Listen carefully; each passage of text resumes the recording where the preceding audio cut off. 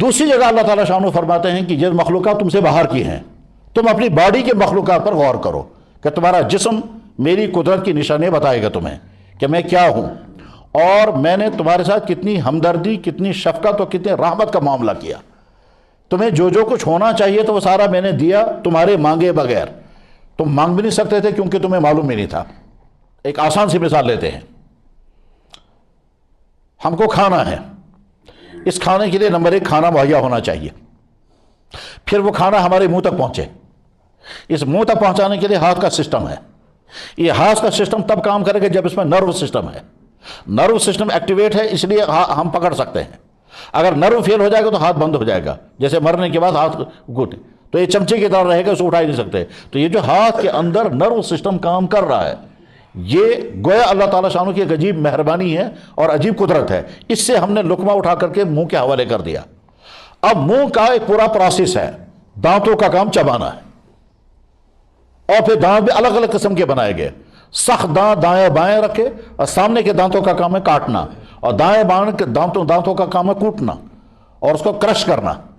اس کے بعد پھر یہ کرش کرنے کا سسٹم جب شروع ہو جائے گا تو لقمے کے اندر پریشانی یہ ہے کہ اگر اس لقمے کا راؤنڈ نہیں لگے گا تو ایک ہی جگہ پر کرش ہوتا رہے گا، اور باقی جو ہے وہ انکرش رہے گا، یعنی باقی جو ہے وہ چبائے بغیر رہ جائے گا۔ اس لیے اس لقمے کو راؤنڈ لگنا چاہیے۔ اس راؤنڈ لگانے کی ایک شکل یہ تھی کہ باہر نکالنا پھر واپس بھرنا ہے، پھر چبانا ہے، پھر باہر نکالنا، پھر تو بکھر جاتا، تو بڑی پریشانی تھی۔ تو اللہ نے سسٹم یہ کیا، نیچرل سسٹم سکھائے بغیر۔ چھوٹا بچہ جو آج ہی سے بسکٹ کھانے لگے وہ بھی یہی کرے گا کہ زبان جو ہے وہ لقمے کو گھماتی ہے، اور ادھر سے بھی نکال کر لائے گی، ادھر سے بھی نکال لگے گا، دانتوں کے نیچے لاتی رہے گی، اور دانت اپنا کام کرتا رہے گا۔ ایٹ اے ٹائم دونوں کام کر رہے ہیں کہ زبان لقمے کو دائیں اور بائیں گھما رہی ہے، دانت چبا رہے ہیں، اور زبان کا سسٹم اللہ نے ایسا رکھا کہ زبان خود دانت کے نیچے نہیں آتی، اور یہ ہم نے کوئی ٹریننگ نہیں کی ہے۔ لیکن اگر کبھی غلطی سے ایسا ہو گیا تو کتنی سخت تکلیف ہوتی ہے۔ ٹھیک ہے، ادھر سے پریشانی یہ ہو سکتی تھی کہ کھانا کھاتے کھاتے ہم تنگ آ جاتے، تو اللہ نے کھانوں کے اندر ذائقہ پیدا کر دیا، اس ذائقے کی وجہ سے ہمیں مزہ آتا ہے۔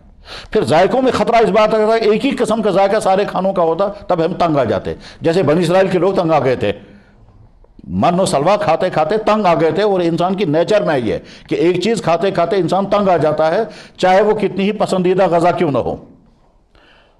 یہاں ہمارے یہاں کشمیریوں کو بہت شوق رہتا ہے واضوان کھانے کا، لیکن 2-3 دن اگر لگاتار کھائیں گے تو اس وقت کہتے ہیں جناب اب وہی ہاک چاہیے کہیں۔ یعنی مزیدار غذا کھاتے کھاتے انسان تنگ آ جاتا ہے۔ جو لوگ بریانی اور قورمہ کھانے والے ہیں وہ 2-3 دن لگاتار بریانی اور قورمہ کھانے تنگ آ جائیں گے، اس کے بعد کہتے ہیں جناب کہیں دال ملنی چاہیے۔ تو ایک غذا کھاتے کھاتے انسان تنگ آ جاتا ہے، اس لیے اللہ نے غذاؤں کے اندر ذائقے الگ الگ رکھے۔ ادھر سے زبان کے اندر ذائقے کو فیل کرنے کا سسٹم رکھا، اور یہ سسٹم اتنا باریک سسٹم ہے، اتنا باریک سسٹم ہے کہ ہم زبان سے بول تو نہیں سکتے، لیکن زبان ہم کہہ نہیں سکتے لیکن فرق کر دیتے ہیں۔ مثلا فرض کیجئے کشمیریوں کو تو بہت آسانی کے ساتھ سمجھ میں آ جائے گا کہ اگر ہم امریکن سیب چبائیں گے یا ڈیلیشس سیب چبائیں گے یا گولڈن چبائیں گے تو زبان ذائقے سے بتا دے گی کہ یہ الگ ہے، یہ الگ ہے۔ دونوں میٹھے ہیں، لیکن دونوں کی مٹھاس میں جو فرق ہے وہ ہم زبان سے بول نہیں سکتے لیکن زبان محسوس کر لیتی ہے۔ بالکل اسی طرح سے جیسے گلاب کے پھول کے اندر خوشبو ہے، چمیلی کے پھول کے اندر بھی خوشبو ہے، ہم اس خوشبو میں ڈفرنسز تو کر سکتے ہیں فیلنگ کے ذریعے لیکن بول نہیں سکتے۔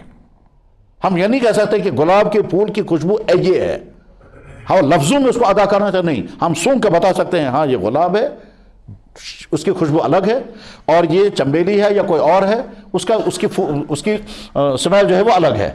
خوشبو میں ہم فرق کر سکتے ہیں سونگنے کے سسٹم سے، اسی طرح سے ذائقوں میں ہم فرق کر سکتے ہیں زبان کے۔ ٹھیک ہے صاحب، اب لقمہ تیار ہو گیا، لیکن اس لقمے کے تیار ہونے کے لیے ضروری ہے کہ ایک لوشن بھی اس کے اندر ملنا چاہیے، اور آپ جانتے ہیں کہ انسان کے منہ میں تقریباً 6 جگہ پر ایک لعاب نکلتا ہے گلینڈز کے اندر سے، اور اس لقمے میں شامل ہو جاتا ہے۔ اس لعاب کا فائدہ کیا ہوگا یہ میڈیکل میں سمجھ میں آ جائے گا۔ لقمہ تیار ہو گیا، لقمہ تیار ہونے کے بعد اب دماغ کو سگنل چلا گیا کہ لقمہ تیار ہے، دماغ وہاں سے آرڈر کرتا ہے، اور یہاں حلق کے نیچے سے ایک جھٹکا لگتا ہے، اس جھٹکے کے بعد لقمہ نیچے چلا جائے گا۔ جب تک وہ جھٹکا نہیں لگے گا لقمہ نیچے نہیں جا سکتا۔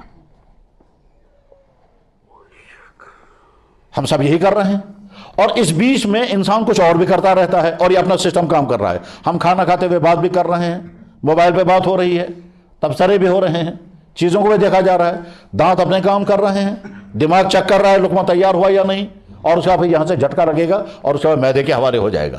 اب معدہ جو ہے وہ اس کو ڈائجسٹ کرنا شروع کرے گا اور اس میں سے سارے جوس نکالے گا، اور وہ معدے کے بعد پھر جگر کے حوالے ہوگا، جگر اس میں سے کیا کیا نکالے گا۔ اب دیکھ لیجئے جو وٹامن اس غذا کے اندر ہیں وہ سارے وٹامن انسان کی باڈی کو کام دے رہے ہوں گے۔ یہ سارا سسٹم اللہ تعالیٰ سبحانہ و تعالیٰ کر کہتے ہیں اب بھی کہتے ہو خدا کون ہے؟